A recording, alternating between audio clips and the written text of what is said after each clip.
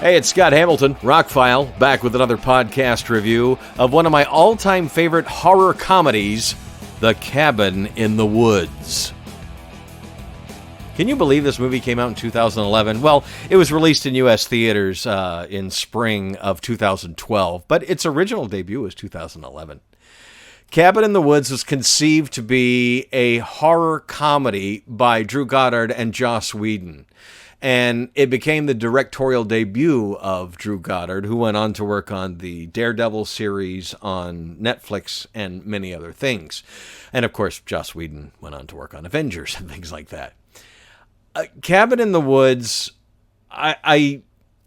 when horror movies are coming out, I try not to watch more than the trailer. I try not to do a whole lot of research because I like to be surprised, especially in a horror movie or a sci-fi extravaganza. I don't want to know too much going in. But I was a big fan of Joss Whedon and Drew Goddard, and I was very excited about the concept of this, which was going to take that usual Cabin in the Woods type idea and turn it on its head.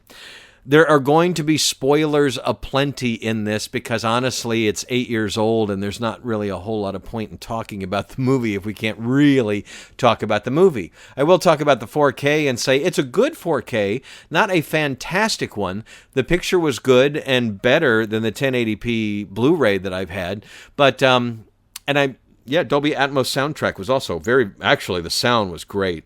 And the HDR helped, especially with things like fire, sparks like that. So that gets your non-spoiler review of, it's a 4K, if you can pick it up cheap, it's worth it. I did. It was like on Black Friday, incredibly cheap, and being a huge fan of the movie, why not?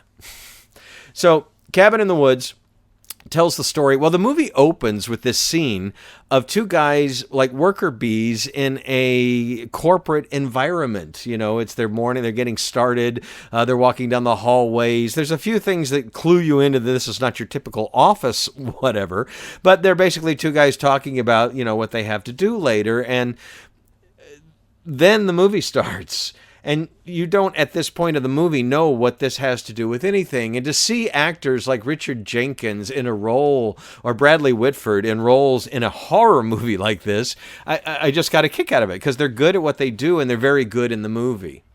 You find out later that these guys control the cabin in the woods. This is all part of a giant, spoilers, part of a giant scheme, plan to sacrifice people to the old gods that used to walk the earth. That each country has one of these type of situations going on where they find people that fit these roles that they have to fit. The virgin, the whore, the athlete, the comedian, you know, that kind of stuff. And then they have to basically torture them and kill them and offer them up to the old gods. And you find out through the course of the movie that every year they bet on this. And it's funny that the Japanese are winning with their ghost story thing, and the Americans have this cabin in the woods thing. And they can control everything that happens in the cabin and around the area. They're in a bunker underneath. Turns out they're in a bunker underneath with a whole horde of monsters. I'm giving away a lot of surprises in the movie, but I'm telling you, it's been out for 8 years. You should have watched this by now.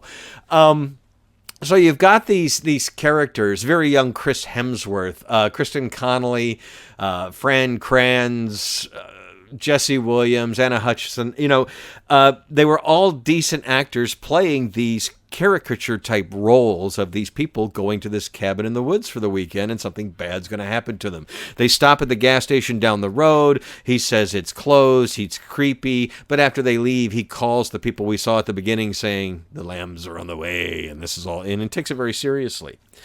And so as they're introducing, you don't know through the course of the movie why they're doing this. You do learn that the people under the bunker they will put pheromones into the air when they want the kids to like have sex or do something. And they will bring to life certain monsters that fit certain situations to try and kill these characters in this sacrifice that they do every year.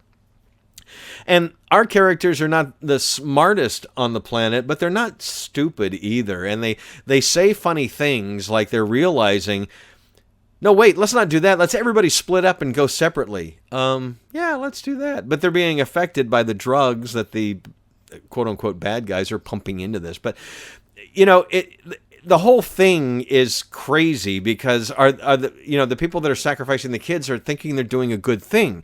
We have to sacrifice certain people to the old gods, or the old gods will come back and destroy the earth. Seriously. And I love the way the movie slowly lets you in on this mythology, and by the end of it, you're like, holy crap. And then there is a big star that makes an appearance at the end. We heard her on the phone a couple times in the movie, but, our characters go left when they should go right. They survive some of the attacks they shouldn't survive. The stoner guy is one of the guys that makes it to the end, and so is the virgin. And, like I said, they don't let you in on what's going on, but by the time you do, the movie's at its tail end and Sigourney Weaver walks out and you're like, wow, this is pretty serious. And she explains the rest of it, that yes, this has all been a plan to sacrifice these kids to the old gods so the old gods don't come back and kill us all. And she tries to convince the virgin, to shoot Marty, Dana, and at the last minute, she's attacked by a werewolf, so she drops the gun, and we get Sigourney Weaver killed, and Dana and Marty decide, maybe humanity needs to step aside, let's let somebody else take over, and they fire up a joint, and they just sit down and wait, and a giant hand comes out at the end of the movie, the old gods come back, and that's the end. And the things that are funny is if you're a giant horror movie fan, they do all sorts of things that make fun of Evil Dead or Friday the 13th or Halloween or Texas Chainsaw Massacre. There are so many things dropped into the movie. That's fun to watch right there. And figuring out the mystery as these kids pick, when they go into the basement in the cabin in the woods, there's all these things that you've seen in different movies, magical tomes if they read from, bad things will happen like Evil Dead or haunted dolls and things like that. And they basically choose the way they are going to die. And how this all plays out, and then in cutting back to the office building of workers that are trying to make this happen, and these kids keep thwarting their plans, and one country after another is failing to do the sacrifice because one country every year has to make the sacrifice to keep the old gods at bay. And at the last minute, Japan fails, and so it's left up to the United States, and they fail. And so the old gods come back and the movie ends. I absolutely love the movie, get more out of it every time I watch. There is a great scene where they figure out how to go into the bunker.